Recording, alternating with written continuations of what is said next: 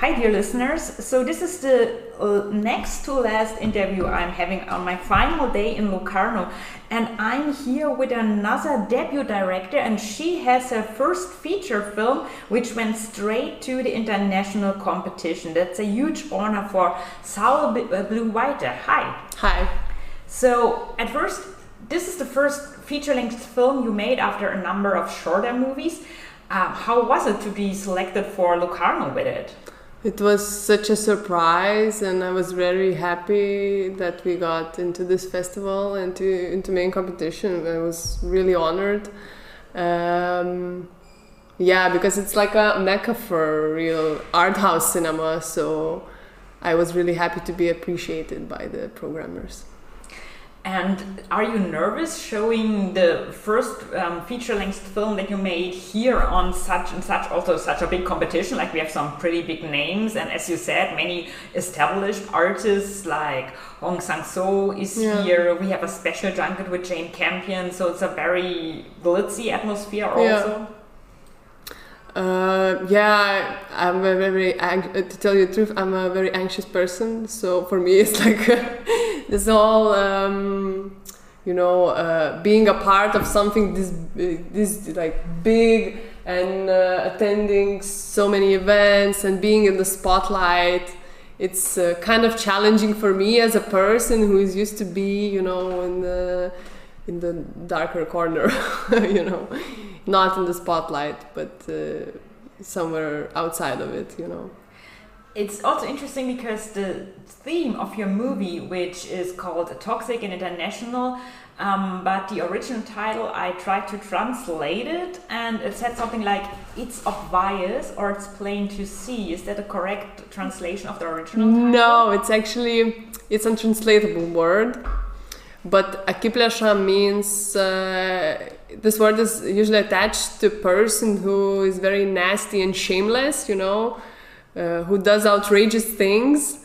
And akiplasha literally is like a word made of two words.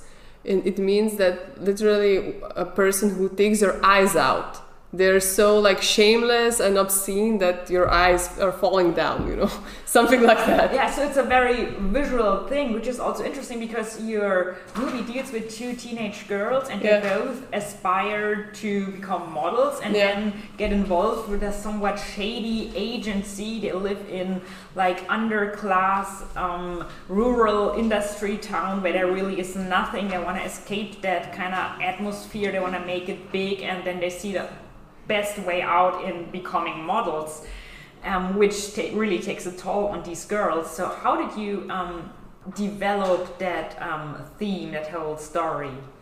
I think I used some of the things that I was part of when I was a teenager. I was going to this model castings, It was very popular at that time in like 2008, 2007, And especially in the Baltic countries, there would be many people who would come, like modeling scouts, and they would go to schools, to find girls that would fit, to be signed, for their agencies. And I was going to these castings and standing in these enormously long lines, but it was just because I remember people would say, "Oh, you're so thin, go to the casting," It's like my physique. My physique was the only thing that I could use, to capitalize on. So it was like I was a little bit part of it, but I had some friends who actually became models and were traveling, and they brought some peculiar stories about the insides of the industry and everything. So are some of those threatening things that we see the agency doing, for example, that they want to ship the girls just basically off to some countries where they then will have to work in lower class model agencies, or maybe even some kind of shady dealings with escorting and stuff? We never really know what it is. Is that from real life, or is it something you researched? Yeah, actually, I know I'm mentioning this a lot of times already during the interviews, but I think that is important because I was very inspired by this documentary from 2011 that is called Girl Model. It's directed by David Redman and Ashley Sabin, and it follows this, it follows these modeling scouts that travel through Trans-Siberian Railroad and go to these villages to recruit models and do these castings. And it also follows one 13-year-old girl who travels to Japan to work, and they show everything that is happening there, how she's alone, no parents, you have to watch your weight, they live in this cramped, rooms all together, and they're just being driven off from one casting to another. They have no time to do anything, no money, and now I think more teenagers of that age speak English, but in that film they're taken from Russia and they don't speak any other language, and in Japan they cannot communicate properly. So I was inspired by this film, and then I watched it and I was doing research. I was reading some articles about this, about this process of very young models being sent to Asian countries to work, because they really like this childish look there, So it really works for them to hire very, very, very young models. So yeah, it came the research then, and I also talked to some of the girls who were traveling, which I knew that were traveling as a model. So yeah. For the story itself, it stays located in that industrial town. We never actually see the girls getting out or pursuing their career.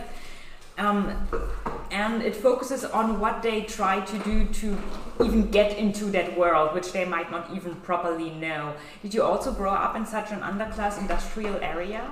Yeah, well, I think in the film I exaggerated this place, but we actually shot a lot of scenes in the area where I am from, because it kind of during the Soviet occupation, it was the hotspot for the factories in the industrial area, and after the independence, they just it was just left desolate, So these factory landscapes and all buildings are there still, So yeah, I wanted to use the original environment where. So would you identify as underclass? Yeah, absolutely. But still, you portray the underclass in a very, well, let's say a very traditional way. We see them drinking and smoking, which is one of the main perceptions actually of the middle class. Often it's even assumed that cigarettes and alcohol would be the currency of the underclass. I don't know if it's the same in Baltic newspapers, but if in German newspapers you read something, welfare recipients say they cannot afford rent, even though rent just costs as much as 10 packs of cigarettes and 5 packs of alcohol. So as if the only way to convey to the underclass how much something is worth is translated into alcohol and cigarettes. Even when I was at Berlinale earlier this year talking to Carlo Chatrian, who was the director of Locarno before he came to Berlin, he actually told me when I said the tickets are too expensive for underclass people, well, it's just as much as 3 beers. So this is very, very, very common. Is it the same? Because we see the people basically, we see them smoking, we see them drinking, we see them being lazy, not looking for work, and they also look dirty and behave vulgar. Is that how you experienced underclass? Yeah, I actually, now I think about this word underclass, I would say I'm more from a lower middle class, because when I was born, we were just became an independent country, so everybody was living in kind of this lower middle class conditions because it was communism, for 50 years. So yeah, so everyone was living in very, very similar conditions. But yeah, I think connected to that, people were always using a lot of Russian curse words and still do. I think it's we cannot get rid of it at all. But at that time, it was the wild 90s and 2000s. So yeah, tracksuits, cigarettes, vodka, curse words. The area was a huge part of it. I remember I was 11 and people were throwing Molotov cocktails outside. So I have no idea what to do with this memory. I still don't know what year was that, but I was 11, it was 2000 and something, but so many stuff was happening in that area, because it is in the 90s and year 2000s, this area was like a area for this very famous mafia family in Lithuania, so it was like peculiar shit going on, and with the guns and everything, yeah. And the girls, one of the girls especially is very scared to be not thin enough. The other one is worried about her body because she has a small condition, she has a slight limp. So she's afraid that this kind of little handicap might make her unfit to become a model. And both of them, especially the one who's afraid to be too heavy, go to extreme measures to be beautiful or to accommodate to a beauty standard that they think is desired from them. Yeah. Is that also something you watched in your environment? Yeah, I think like not necessarily in like this kind of scale, but I think that probably every teenager at some point experiences like struggling with body image, and what you expect of your body, and you think of the ways how to fit the projection that you have, and I also experienced that, maybe not in that scale, but I mean, I think that I remember that I was always it was always bad how in school it was always like either you're too thin, or either you're too fat, or your ears are too big, or your nose too small, or your eyes too wide, or like there is like always some characteristic that is wrong with you. That's a perception where you're like operating in school and like in society, and I experienced that, and it's so funny because that's why I made the film that portrays so many different bodies, so many flaws that are so beautiful to me. I don't know, it's like when I remember the time when I was constantly trying to fix some flaw about myself, now I remember and I just think I would like to tell myself that actually this flaw is like the most beautiful thing, And I think that's why I wanted to really emphasize and create this atmosphere of inclusivity, even though it's a hostile environment, in this town, but still there's like a lot of people live there with various flaws, various body types, and so on, This is very interesting that you say that, because the movie itself and the story rejects the idea that somebody who has a handicap or who is overweight could be beautiful, and it even uses ableist language, like the C word is used in a way that is to could be seen as to emphasize, for example, that everybody who says, okay, you have a handicap but you can still be a model, you can still be beautiful, would be kind of shady and scheming, because this just isn't the truth. It's kind of like saying on a level that, okay, we all know what's beautiful and this is not. Yeah, but I really wanted to emphasize in the character of Vilma, that is a modeling school teacher, that she's not like 100% evil, as like many people who watch the film portray her as some kind of, very manipulative, shady person. But I believe, like in this story, she gave to Maria, the main character, something that was actually good, because she said, "Oh, you're living. It's okay. No problem." It gave not necessarily the result about becoming a model, but it just gave this hope or just feeling for her that she is part of the crew, because Maria was yearning to become part of something, of some community. And it doesn't matter to her what community. I think I never thought about this character as the one that really wants to become a model. She just wanted to be there to have friends, And the modeling school teacher, who is so shady and so manipulative, she gave better and more encouraging words to Maria than her own mother, who comes back and says, "You're gonna be a model, you're limp.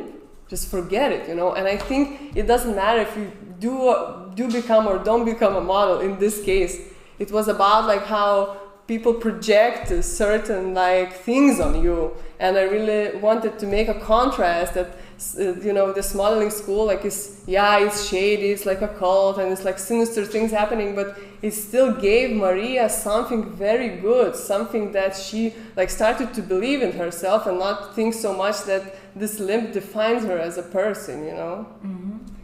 And you mentioned, I think, at one of the press conferences that the person of Maria with the limp is based on a girl that you knew in your area. Was there something like that? I was talking about the giant girl. So it was the big girl, yeah. Yeah. That would you like to tell that again for the listeners? Okay. Yeah, so I knew there was this neighbor that I had, which had some kind of a hormonal syndrome that just enlarges your body, and she looked like this giant girl that was taller than her parents.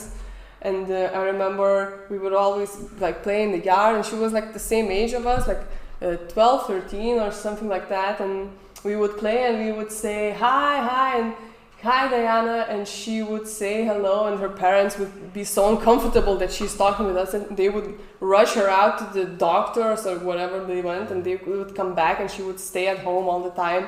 And I got the impression that she actually wanted maybe to engage and like go outside, because we didn't think like she was one of us for us, but her parents were so like scared and so ashamed of her that she looks like that, and I really got this vibe of secrecy, and I wanted to portray this character that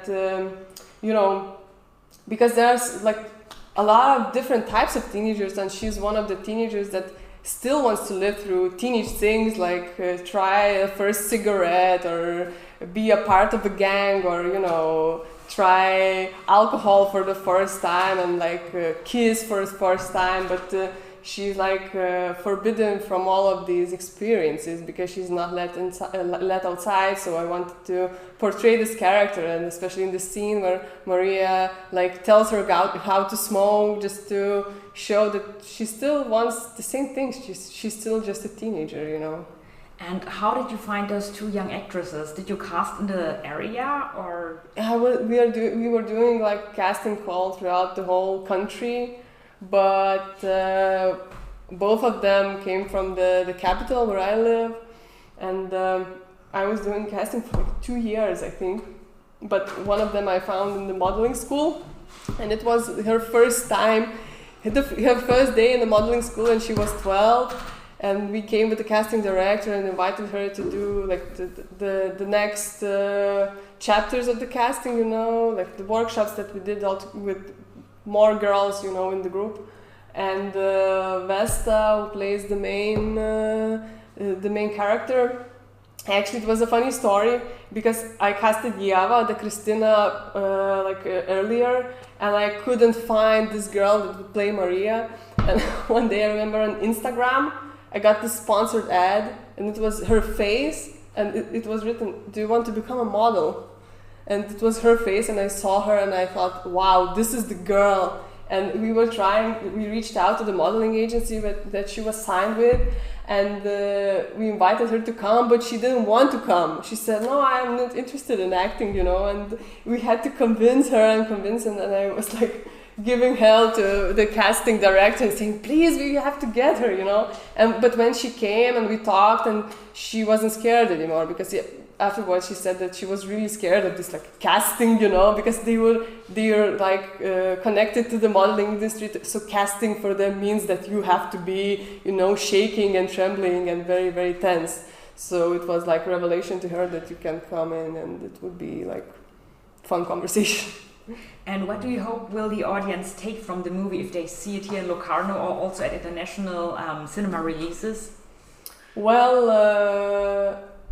despite of all the things that are naturally, everyone sees like on the surface, I really hope that there will be like the audience that will also see the metaphors that I give, not only about like teenage girls in particular or some like modeling industry themes, but like also a bigger picture. And I hope that the audience can see that like this metaphors and symbols that is there in the film, and like to see wider picture of the modeling school, not just being like modeling school, but also just any institution that offers you like this absolute cure that you just have to pay for, you know.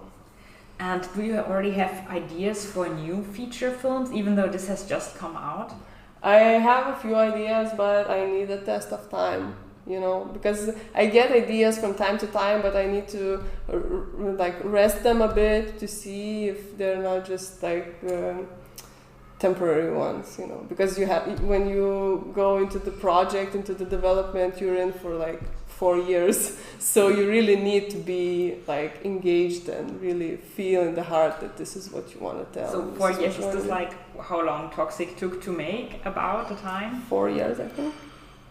Whoa, but still, let's hope to see you again. You're now here at Locarno with Toxic, which will also get released. If it gets a German release, you're of course gonna read it at Moviebreak. I say thank you to Saule Bliuvaite, who here made this interview with me, even though she's really tired. And I am also very tired. We're all tired after more than 1 week of movie festival, but there's gonna be more content on Moviebreak. I'm still Lida, and I say, we hear each other.